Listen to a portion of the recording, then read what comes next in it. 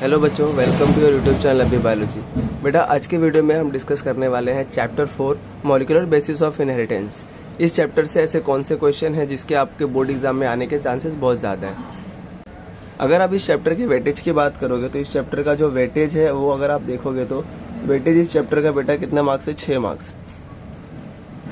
6 marks का इस chapter का आपका वेटेज है ना। तो आपको क्वेश्चन अगर आप देखोगे तो यहाँ पे कैसे क्वेश्चन बन सकते हैं। सो एक क्वेश्चन आपको बन सकता है एमसीक्यूज या 1 मार्क्स में, दूसरा क्वेश्चन आपको 2 मार्क्स का आ सकता है और थर्ड क्वेश्चन इज 3 मार्क्स का आ सकता है। तो ये प्रोबेबिलिटी होती है बेटा यहाँ से आपको क्वेश्चन कैसे मिले, 1 मार्क्स, 2 मार्क्स और 3 मार्क्स। तो टोटल कितना हो जाएगा?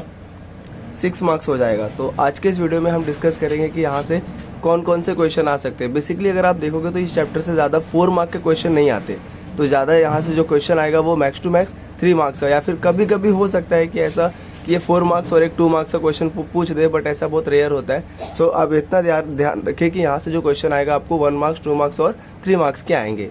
तो चलिए आज के इस वीडियो में हम डिस्कस करते हैं इस चैप्टर से ऐसे कौन से मोस्ट इंपॉर्टेंट क्वेश्चन है जो आपको इस साल बोर्ड एग्जाम में आने के चांसेस हैं।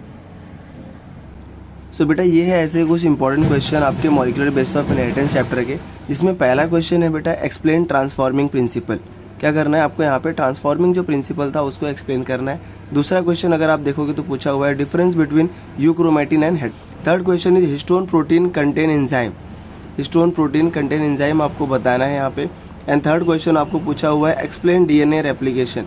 पूरा डीएनए रेप्लिकेशन आपको यहाँ पे एक्सप्लेन करना है। ये क्वेश्चन हो सकता है आपको 3 मार्क्स में पूछे। और उसके बाद 5वां क्वेश्चन देखोगे तो क्या है? Characteristics of genetic code. जो जेनेटिक कोड्स के बेटा वो बहुत सारे कैरेक्टरिस्टिक्स दिए हुए हैं, वो आपको यहाँ पे एक्सप्लेन करना है। उसके बाद 6वां क्वेश्चन जो देखोगे तो क्या है? AIIMS of human genome project. Human genome project के क्या क्या एम्स हैं वो आपको यहाँ पे बताना है।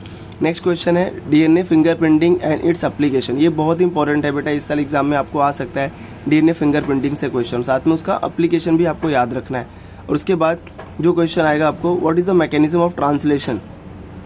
ट्रांसलेशन का मैकेनिज्म आपसे पूछ सकता है। और नेक्स्ट क्वेश्चन जो है व्हाट इज सेंट्रल डोगमा। ये बस 1 मार्क में हो सकता है, आपको पूछे कि सेंट्रल डोगमा क्या होता है वो आपको बताना है ना।